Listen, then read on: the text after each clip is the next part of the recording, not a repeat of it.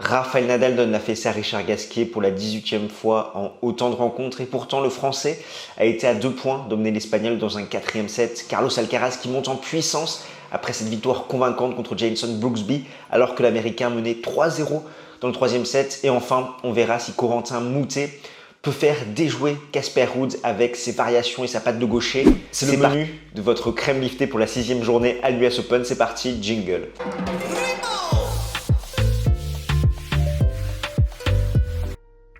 Aujourd'hui c'est dimanche, donc on se retrouve pour un brunch. On va parler de plusieurs matchs du 3e tour, à commencer par la victoire de Rafael Nadal contre Richard Gasquet, 6-0, 6-1, 7-5, 18-0 pour Nadal, 46-7 remportés, 2 de perdus, 34-7 consécutifs. Le dernier perdu en date c'était en 2008 contre le Français.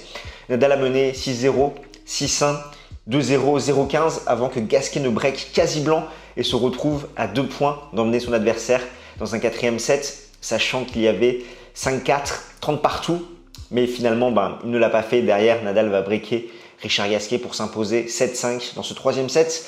C'est vrai que c'est difficile de jauger le niveau de jeu du Mallorquin, tant on sait qu'il a les clés contre Richard Gasquet à pilonner son revers, qu'il l'a tout le temps fait déjouer et que ce match ressemblait un petit peu à leur face-à-face de Roland Garros en 2021. En plus, on a eu Richard Gasquet qui était vraiment émoussé physiquement, il était dans le dur, ça a été très compliqué pour lui. 24 fautes directes sur les 2 premiers sets, seulement 6 coups gagnants, avant de montrer un meilleur visage, de se rebeller un petit peu avec 13 coups gagnants, 5 fautes directes dans le 3e set et surtout 74% de réussite au filet où il a été vraiment beaucoup plus agressif dans sa démarche. Il a essayé de bousculer Rafael Nadal et ça a fonctionné. Dans l'ensemble, le jeu de Rafael Nadal semble en place. Par contre, il peut mieux faire au service où il peine à atteindre les 60% de première balle. Là, c'était 59% contre Gasquet et surtout 8 doubles fautes. Celui qui a impressionné, c'est Carlos Alcaraz qui s'impose 6-3, 6-3, 6-3 contre Jason Brooksby. Et je me suis totalement trompé dans mon analyse, dans ma vidéo preview, je t'invite à aller la revoir là où je pensais vraiment que l'Américain pouvait faire déjouer l'Espagnol. Carlitos m'a donné tort, il a été agressif, il a vraiment fait exploser son adversaire avec sa puissance du fond du court. On a senti Jason Brooksby incapable de déployer son propre jeu. Lui qui avait fait exploser Borna Coric au tour d'avant. Ça a été un petit peu mieux au début du 3e set où il s'est fait violence, il a tenté d'être beaucoup plus agressif, de faire des coups droits un petit peu plus puissants pour bousculer Carlos Alcaraz. Ça a marché, il a mené 3-0 double break, mais derrière, il a un petit peu vexé son adversaire qui lui a mis 6 jeux d'affilée. Donc vraiment une très belle performance de Carlos Alcaraz qui va pouvoir entamer sa 2e semaine à l'US Open dans de très bonnes conditions. Comme je te le disais, Jason Brooksby totalement frustré, seulement 10 coups gagnants, 25 fautes directes. Et côté Carlos Alcaraz, c'est 46 coups gagnants, 34 fautes directes. Donc vraiment, là encore, comme chez Rafael Nadal, et encore plus même que son aîné, tous les voyants sont au vert pour Carlitos. Maintenant, va-t-il surfer sur cette confiance? Ce sera Marin Cilic au prochain tour qui s'est défait de Dan Evans en 4-7, 7-6, 6-7, 6-2, 7-5. Cilic a servi à 6-5 pour le second set. Lui aussi a fait une très belle performance en termes d'agressivité avec 26 aces, surtout 74 coups gagnants pour seulement 44 fautes directes. Autant te dire qu'il a été très costaud. On sait qu'il a de très bonnes sensations à l'US Open, titré ici en 2014. Par contre, c'est mentalement que ça peut coincer. On l'a vu un petit peu paniquer dans le second set contre Dan Evans qui est toujours compliqué à manœuvrer. Rublev s'impose contre Shapovalov 6-4, 2-6, 6-7, 6-4, 7-6 dans ce match de fin tacticien avec un haut quotient intellectuel tennis quand même dans cette rencontre et 2 joueurs qui proposaient plusieurs plans A, B, C, D. Non, franchement, c'était un match de cogneurs du fond du court.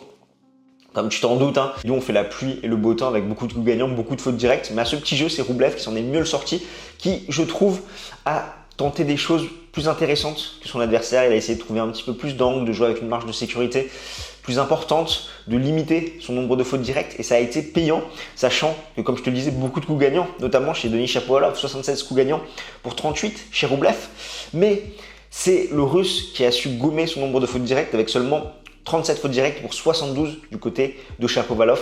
Rublev se loupe dans le 5e set quand il sert pour le match à 5-4, il va être trop passif et ça aurait pu lui coûter cher, mais derrière, il arrive quand même à s'imposer. Frances Tiafoe qui rencontrera Rafael Nadal en 8e de finale. Je vais d'ailleurs te faire une vidéo preview. C'est imposant 3-7 contre Diego Schwartzmann, 7-6, 6-4, 6-4. Et pourtant, Schwartzmann a servi 3 fois. Pour le gain du premier set, il a mené 5-2, puis 5-4, puis 6-5. Il a même mené 6-3 au tie-break. Il y a eu 14 breaks en tout dans la rencontre.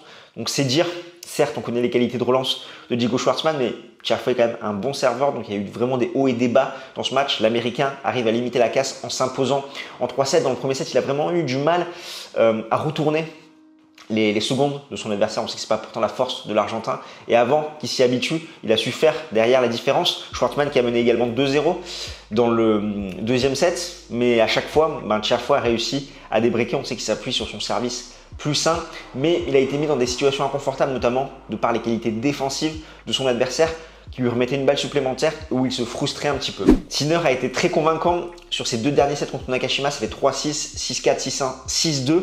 On notera également la victoire en 3-7 de Cameron Norrie contre Holger Rune. Chez les dames, défaite de Cornet et Burel en 2-7 respectivement contre Collins et contre Sabalenka. Et le gros match féminin de ce troisième tour, c'était le Muguruza contre Kvitova où la Tchèque s'impose en 3-7 au super tie-break alors que Muguruza a mené 5-2 dans le troisième set. On a une Petra Kvitova qui a été très solide au service, notamment quand elle servait au T. Elle a vraiment fait déjouer son adversaire sous pression. C'était très compliqué à relancer. Et Muguruza qui a fait un très bon match, qui a su exposer un petit peu le côté revers de son adversaire, qui l'a fait déjouer dans ce compartiment du jeu-là où généralement elle forçait un petit peu, elle faisait des fautes en longueur et derrière ça se finit vraiment sur le fil au super tie-break. Au fait, nous c'est Game Stand Talk et on aide les passionnés de tennis comme toi à décrypter l'actualité de la petite balle jaune. Alors si c'est quelque chose qui t'intéresse, n'hésite pas à smatcher le bouton pour t'abonner. Et enfin, on va terminer cette vidéo par une analyse du match entre Corentin Moutet et Casper Ruud. Mais avant tout, laisse-moi te parler de notre partenaire BetClick. Si tu n'as pas de compte chez eux, tu peux utiliser le code promo GST en majuscule qui te donne accès à une offre de bienvenue. Si ton premier pari est perdant, il est remboursé à hauteur de 100 € en free bet. Donc Corentin Moutet qui jouera son premier 8e en majeur contre Casper Ruud, un habitué maintenant qui monte vraiment tous ses progrès sur la surface. Ça a été un match compliqué pour le Français contre Kachin. Kachin qui est un joueur très athlétique. On l'a vu, de très bonnes compétences physiques, qui, je pense, fera de très belles perfs sur terre l'an prochain. Ça a été compliqué pour lui qui a ce déficit de puissance, mais qui arrive avec cette variation frustrer ses adversaires. De l'autre côté, on a Casper Ruud qui a fait un super match en 5-7 contre Tommy Paul, où vraiment le Norvégien a progressé dans son jeu, que ce soit côté revers, où il le frappe beaucoup plus à plat, il arrive à rediriger longue ligne et également au service. Donc Corentin Moutet, dans ce match, avec sa patte de gaucher, ses variations, peut-être qu'il peut faire déjouer un petit peu Casper Ruud, notamment le mettre dans des positions inconfortables, le pousser à la faute. Mais sur la longueur, je vois vraiment le Norvégien s'imposer en 4-7. En tout cas, si tu veux prolonger l'échange, je t'invite à aller voir notre vidéo preview du Medvedev contre Kyrgios. Je te la mets juste ici, qui est l'affiche de ces 8e de finale. Et nous, on se retrouve pour un live à 18 h ce dimanche. D'ici là, porte-toi bien. Ciao, ciao tout le monde.